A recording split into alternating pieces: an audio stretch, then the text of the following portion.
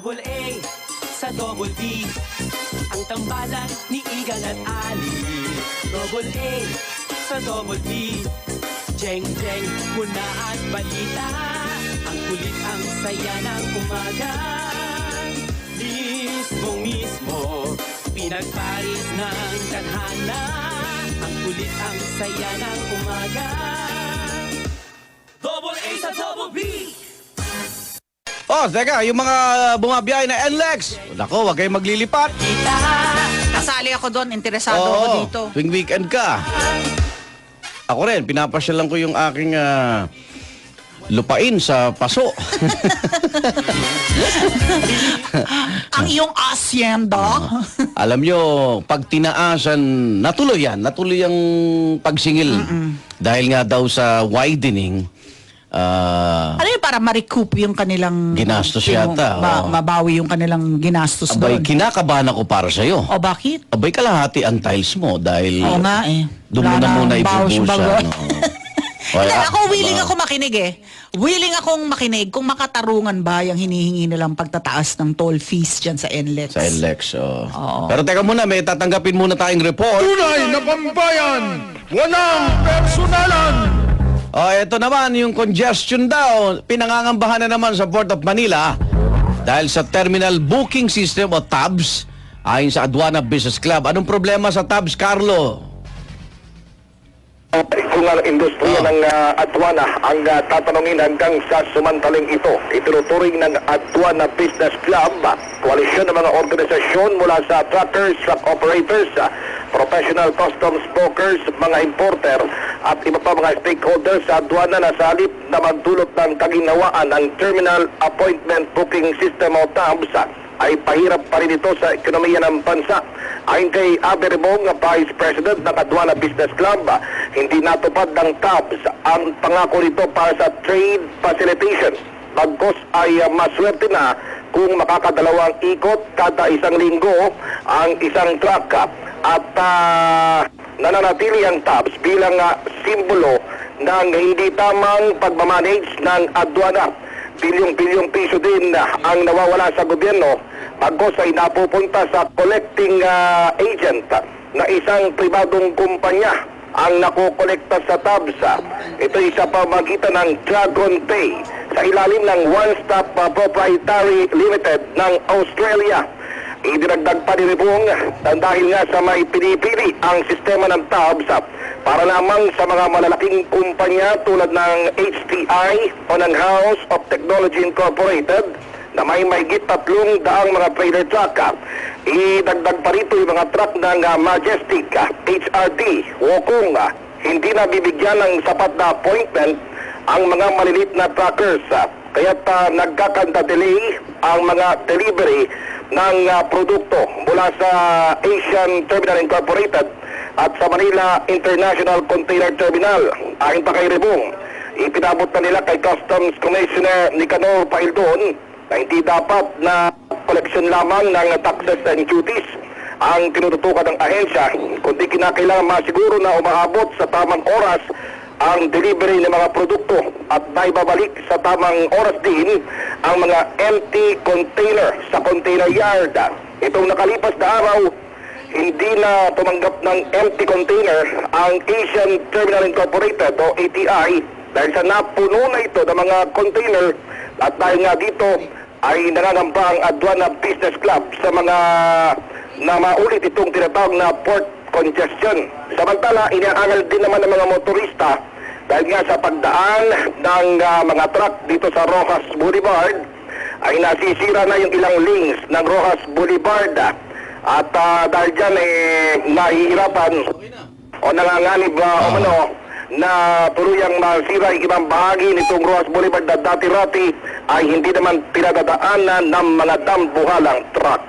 Ang inyong kapuso, Carlo Mateo ng GMA sa Radyo DZWB. Walang kiniklingan, walang pinoprotektahan. Maraming salamat, Carlo Mateo! Tunay na pambayan, walang personalan. Eto yung mga panukala dito sa NLEX. Pinangangambahan nga na itaas ang singil po dyan dahil sa nangyaring pagpapalawak po. Diba? Sinasabi ng iba, traffic. O yan, maluwag na. nilawakan na. Pero, syempre, sisingilin kayo. Ang inaalala natin dito, yung mga nagdi-deliver po ng mga goods and services. Ang pasa niyan kasi lagi. Papason yung cost. Pasahero. Tayong mga ano. Yung mga ordinary din naman motorista. Di ba? Motorista rin. Ang ano kasi dyan, dahil congested na yung ano, yung talagang sa lungsod, talaga ang development is lalabas ka talaga ng ano ng lungsod, di ba? So ito na yung ano, kumbaga suburbs, di ba? Na aanuhin mo ang ma-afford mo lang na rentahan, bandang Bulacan, 'di ba? Lalayo ka na talaga dun sa sentro mismo di ba? Ang sinasabi ngayon, naman, patataas mo yung toll ng mga gustong makatipid sa renta dun sa gitna ng lungsod. Babawiin mo naman sa taas ng babayaran ng toll fee ng syempre return yun, 'di ba? Meron Going namang to and coming from. meron mga pag-aaral na pag lumuwag naman ang daloy, tipid ka naman sa konsumo ng ng gasolina o ng diesel dahil hindi ka na natatraffic, dire-diretso biyahe mo O alamin natin, mukhang harangin yata itong nagbabantang NLEX toll increase dyan ni Congressman Apple Rancho. Second district kasi ng Bulacan. Uy, Taga second Pancho. district ng Bulacan kasi, kaugnay nung toll hike ng NLEX. Congressman Apple Pancho ang Pancho. kasampu natin ngayon. Yeah. Good morning. Congressman, Good morning po. good morning. Kong Si Apple. Ani Soto at si Arnold Clavio po, live tayo sa DZBB at sa Double B sa News TV, sa GMA News TV. Kong Apple. Oh, Good morning. Kong Apple. mukhang na, na hike din Na yung linya ng komunikasyon. Na-distract. Oo nga. Well, ngayon, ito. Okay, babalik muna tayo. Ha? Okay. Okay, teka lang. Oras natin, alas 10:38. Double A sa Double B. Ang tambalan ni Igan at Ali. Download the GMA Network app, your app for all things Kapuso. The latest showbiz updates are just a tap away. Hindi ka na mahuhuli sa latest news. At hindi lang yan, meron pang exclusive videos and photos. The GMA Network app, updated ka anytime, anywhere. Can't get enough of your favorite stars on the Kapuso Network? Visit gmanetwork.com and get to know more about them while being up to date. Get access to exclusive behind-the-scenes, daily happenings, upcoming and current shows. Plus, join the fun with our polls, quizzes, and meme generator. That and many more from gmanetwork.com, your exclusive gateway to your favorite stars.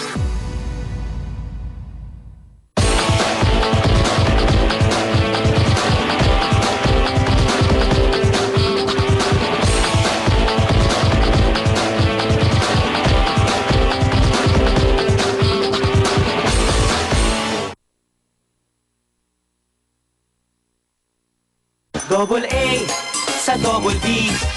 Ang tambalan ni Igan at Uso Ali. na naman ang sakit ngayong tag-init. Kung mayroon ka nitong mga sumusunod, naku, sunburn na yan. Relax, ligo lang ang katapat niyan. At kung may blister, takpan ito at kumonsulta lang sa doktor. Kung mayroon ka naman ito, mayroon kang heat cramps. Pero kalma lang, konting masahe at tubig lang ang kailangan dahil hindi dapat magpanik ngayong tag-init. Magplano para sigurado. I am ready. Serbisyong totoo ng GMA News. Double A sa Double B. Ang tambalan ni Igan at Ali. Double A sa Double B. Jeng jeng muna at balita. Ang kulit ang saya ng umaga. Kong Apple, good morning. At Ali. Good morning po. 27 centavos per kilometer ang hinihingi na taas Increase. toll. Ano po ang natin? Ano po ang mga rason kung bakit natin tinututulan ito? Makatwiran ba yan? Una po ay kahit anong pagtaas po para sa toll fee dito po sa NLEX ay tinutulan po natin dahil kitang-kita naman po natin na hindi naman po bumaba ang bilang ng mga sasakyan na dumadaloy dito, kundi ipapadami po.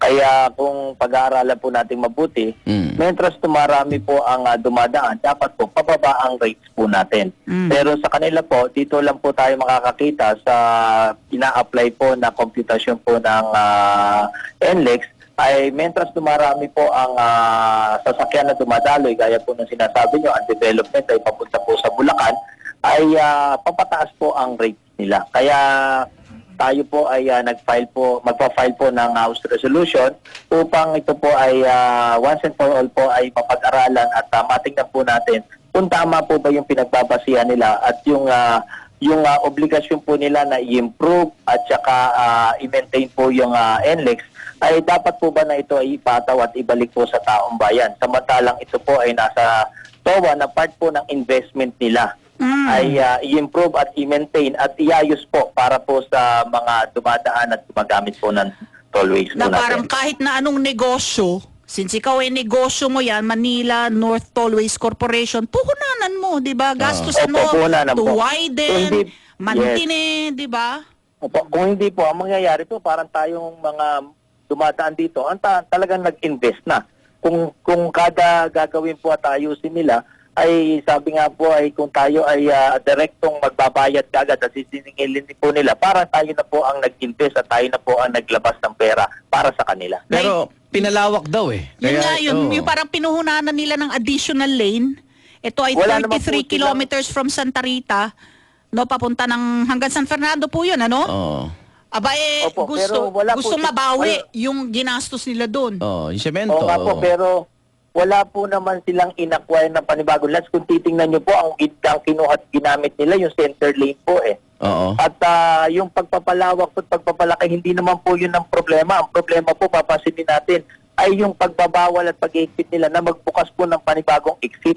Kasi po kahit nilawakan po nila, pinabilis po nila yung dali na sasakyan. Pero papansinin nyo, kahit dito po, pagsimula, lagi ko pong pinapaalala sa kanila na magsimula pa lang po dito sa may Kawayan, Bukawi, Marilao, Valenzuela, may choke points na po yung exit. Kaya kahit nilaparan po nila yung karsada, papansinin nyo, malaki pa rin pong abala sa bumabiyahe ng norte yung traffic na dito po sa choke point. Same po sa Pampanga. Kung papansinin po natin, yung mga exit ang may problema, hindi po yung pinaka-highways na sinasabi po nilang nilaparan. Pero hindi Ang po, sinasab- kung pagdating din ng San Fernando, embudo din yun eh.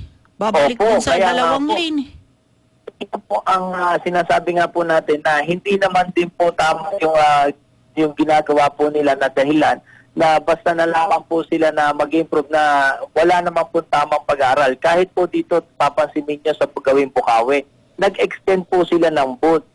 Pero wala naman pong pagbabago sa teknolohiyang ginagamit nila. Winawagay-wayin nyo na po yung easy trip, Ay, pero nako. ayaw pa rin pong basahin. Ay, tumpa ka dyan. Saka minsan, parang wala nang laman. Na parang, bakit wala nang laman yung easy trip? Eh, di ba, ang gulo mo ng Load lang easy po. trip na yan. Opo, kaya nga po sabi nga po natin, kahit nagdagdag sila ng yung toll booths, pinasikip lang po nila at mas delikado po sa mga bumabiyahe dahil from several exit toll booths po, magme-merge po sa 4 lanes lang. Kaya talagang malaki po ang dapat na pag-iimbestiga So, po dyan para malaman po kung ano ang dapat na itama at iayos po So ng yung NLEX. ginawa nilang pagpapalapad niyang NLEX na yan, hindi sila nalugi dyan. Hindi po. Kasi yung bilang po ng sasakyan ay talaga naman po papaakyat po ang bilang po ng sasakyan. Kaya iyan po ay part ng investment po nila yan. Part po Pero ng investment kung sabihin, nila. talagang may ginaso sila eh. Kahit konti lang dun sa nire-request nilang halaga. Pwede na yon Kong? Pag-aaralan po, kaya po magsasubmit po tayo ng House Resolution para maimbestigahan po Kung tama at mapag-aralan. kung saan galing yung Tama po. figure nila. Kasi po, tingnan nyo, Oh. point 27. Kung kayo po ay may 10 kilometro o 20 kilometro na binabaybay at mag-exit po kayo, yung 10 kilometro sa point 27 po is that's 270 pesos na po. 2 Oo pesos nga. and 70 centavos. Pagka nagdoble po yon 5 pesos and 40 centavos po. Sa isang pampasaherong sasakyan o biyahe po at araw-araw po ay dumadaan dyan. Malaking yun. Oo. Pati ngayon bus at truck eh. Paano, anong Iba pa katiya, po yun. anong katiya ka na hindi ipapasa rin sa atin? Opo. Bali, ipapasa lang din po sa atin yun. Definitely po. Kaya nga, kailangan po maging maingat po ang TRP pag decision po kung ibibigay po o i-grant sila yung hiningi po ng MTC. Pero tayo po ever since last Congress po up to this, yung nag-open po ang Congress ngayon, nakapag-file po tayo ng House Resolution. Nung una po, sinasama nila from Balintawak, pero kinwestiyon ko po yan dahil nag-open system sila, flat rate, from Balintawak to Bukawi, Bukawi to Balintawak. Hindi na po nila sinama ngayon yan, in-exclude po nila. Mag-i-start sila Bukawi to Santa Ynez po. Pero ganun pa man din po, magpa-file po tayo ng resolution. Bukod pala doon, meron pa pala silang nakabinbin sa Singapore na arbitration, May arbitration na 21% toll increase. Opo, So kasi aside po from sa that, ating- itong application for toll hike nila, Opo, plus pa yun. Opo. Aba? Hindi, and it makes sense na nadagdagan ng isang lane, mas maraming sasakyan ngayon ang makakabaybay. Makakabiyahe. Oo. Mas malaki yung revenue, di ba? Dahil mas marami Totoo ng... po yun. So Totoo po dapat yan. doon Kami pa naman- lang ma-recoup na nila yung pinuhunan nila, di ba? In time. At saka, Ali, ang pinag-uusapan lang po natin dyan, yung sasakyan na bumabaybay. Mm. Pero may mga negosyo at establishments pong nandyan, di po ba? Yung mga... Yung Sa mga gasoline gasoline station. stations. Oh. Opo, kailangan po malaman din po natin magkano ba yung revenues nila dyan aside from motorists. Kasi po, umuupa. part yun ng toll. Opo, part po ng toll yun.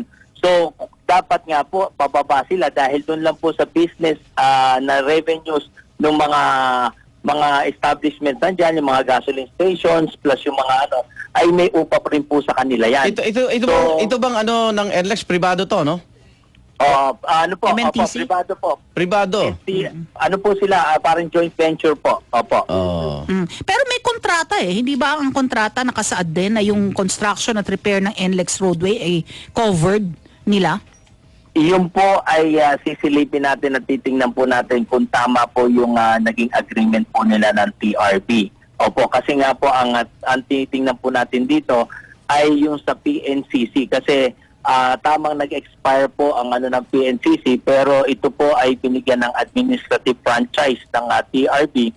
So ang joint venture po talaga natin ay TRB at ang PNCC, hindi po ang MSC.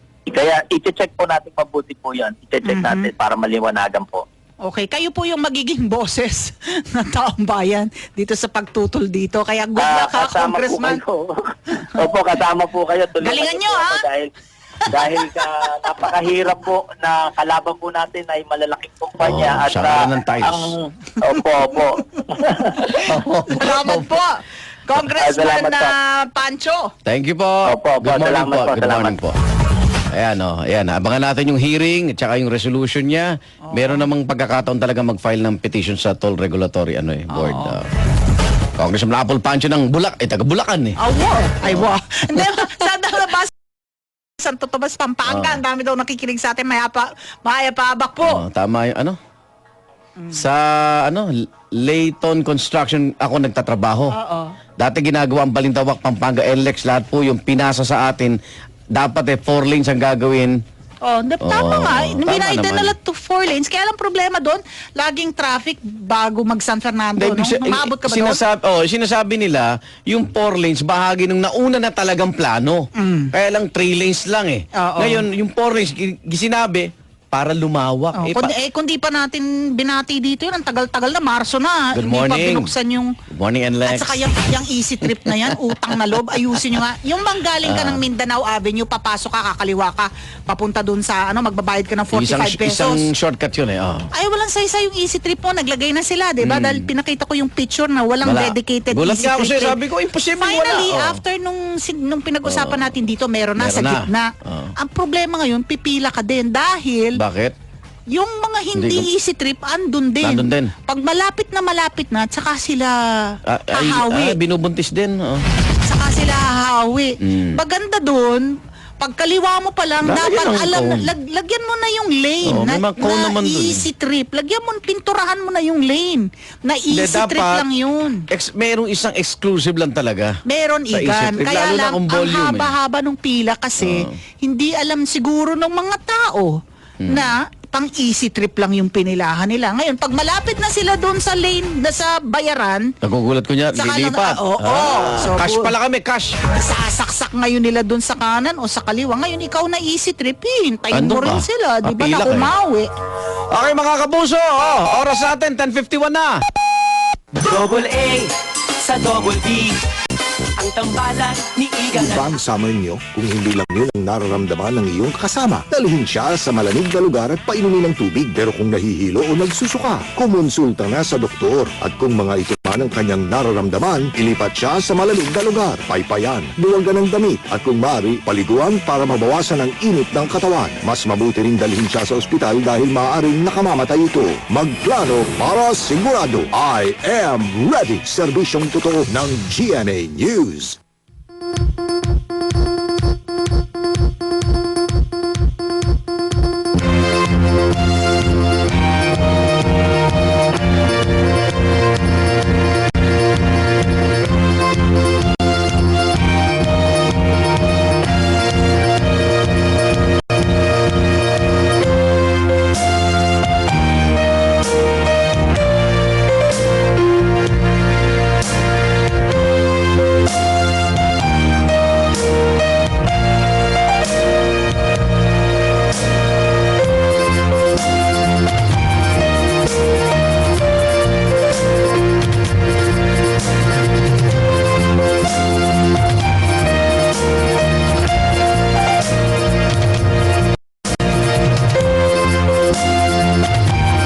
Double A sa Double D. Walang street lights, walang ilaw. O, daming parts na walang street lanes, walang reflector yung highway Baka fence. kasi hindi pa nga nakakasingil. Oo, tsaka yung bakit hindi ba daw Tol. alisin yung yung fee? Pagkaliwa mo ng Ayun so, parang doble. Oo. Sa Double D. Okay. Sayang hindi na namin mabasa on the air yung mga Happy reklamo birthday, yun. Nanay Lolit Happy Solis! birthday, Nanay Lolit! Bago kami magtuloy ang Text mapangalan pabaon ng mo. ating text pabaon, ito. I would rather have a mind opened by wonder than one closed by belief. Mas nanaisin ko pa, ang isipan na bukas ng talinhaga kaysa isipan na sinasarhan ng paniniwala. Yung English na lang ako. Yung I would rather have a mind opened by wonder than one closed Talinghaga. by belief. Jeng, jeng. Ako, eto, simple lang. Sabi ni Pedro sa tindahan, Sabi- Aling Maria, pabili po ng 5 pirasong kamatis! Oh, Galit ganun si Aling talaga. Mar- Oh. Walang yung bata ito kung makasigaw, akala mo, bingitong nakabantay sa tindahan. Ilang kalamansi ba ang bibili? Ulit ang saya. Bye! Happy weekend, Ang ha? pangalan tindera, Ali. Nakaan nyo. O siya, happy weekend! Enjoy your weekend with the family. I Of course. love you. Oy, lagi namin paalala ni Igan sa inyo. Kahit anong pang pinagdadaanan nyo ngayon, daanan nyo lang, huwag nyong tambayan. Always remember, don't ever forget, God is so good. All the time! Bye, sweetie! Love you!